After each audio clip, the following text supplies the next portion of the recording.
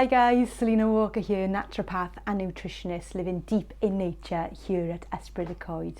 And welcome to my cabin. It's a bit wet out there today, but I managed to get the corn in before the wet weather started. So I want to talk to you about corn silk medicine. So this year, the corn didn't do as great as it did last year because we had a really late frost. But I know that this is great medicine. So you never lose out with corn. Sometimes you'll get cobs, sometimes you'll get medicine, and you might get a bit both. So all I've done here is I've harvested the corn. And let's see if I can find one with the tassels still attached. Yeah, there. So corn is an amazing plant because you've got the flowers at the top of the plant, the male flowers that kind of shake in the wind and blow they are magic onto the female tassels, and each of those tassels, those amazing tassels, are connected to one kernel.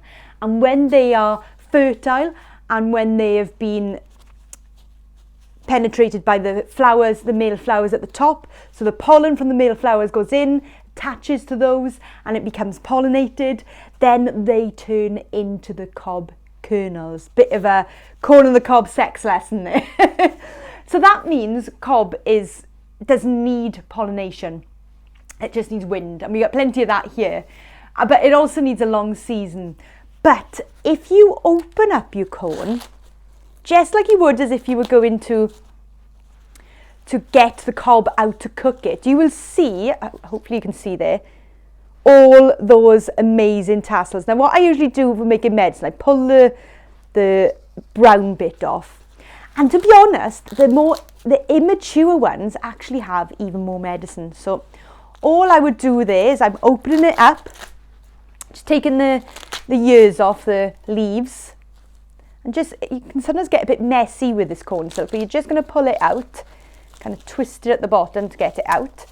And you can see there, that's an immature cob. Now, if the cobs are really immature, then what I tend to do, particularly with that bit at the top, that's like what you get in the shops when you get mini corn on the cob for your stir fry, so I'll be using that.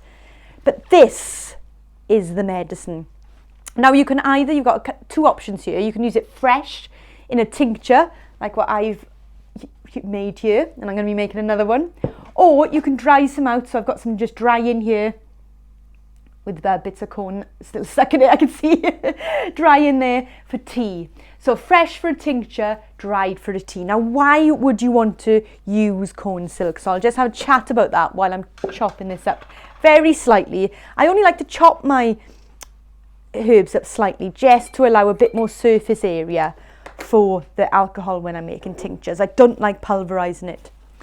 Now corn silk, which is simply the tassels inside the corn, is amazing for the urinary system.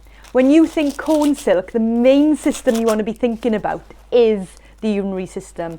So if you've got things like urine infections, cystitis, enlarged prostate, kidney stones, bedwetting, anything like that, then you want to go to corn silk medicine.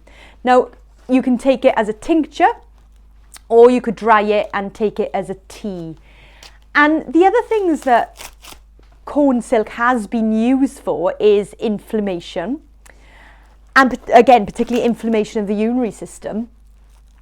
And other people and other herbalists and history of it have used it for things such as diabetes type 2 as well, so used to control blood sugar and also to lower blood pressure. So the only things you have to be aware of there, if you've already got low blood pressure, you might not want to consume too much of it in one go because it could lower your blood pressure that bit more.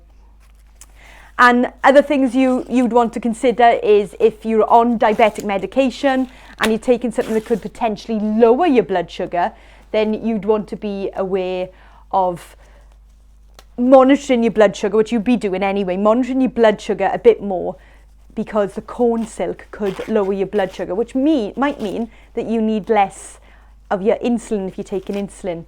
But it could be a great medicine to explore if you've just been diagnosed with diabetes type 2. Now, I'm just here to teach, not to preach, and also I'm here to tell you what to experiment with, but the main thing is that you do your own research, because you know you, or go and see a herbalist or a naturopath, because they will take your case study. Because the other thing you want to consider, because it is a diuretic, it is going to excrete quite a lot of potassium. So it's not one that you'd want to take all the time for that reason. So if you've got corn still in the garden, or maybe you were like me, your corn didn't do quite as well this year, then maybe you want to just harvest it anyway and make corn silk medicine. An amazing medicine to have on the shelf. And as I always say, you know, even though I've said it's great for the urinary system, it's great for inflammation, it's great for lowering your blood pressure, you don't want to look at them allopathically. You don't want to look at any of the herbs allopathically, because, you know, if someone was coming to me and they were complaining about urinary problems, inflammation, blood pressure issues, one thing I would also look at is obviously making sure they're hydrated, water, looking at their diet, how alkaline is their diet, they're eating foods that could be acidic for the urinary system. So there's a whole host of things, but what I want to do is teach you how you can use medicine that is already in your garden to empower you to access that ancestral knowledge that's in us all to be a herbalist. We are all natural herbalists, just like the animals in the field where they go to the hedgerows to gather their medicine. We know how to gather medicine, we just have to dig deep to get that wisdom.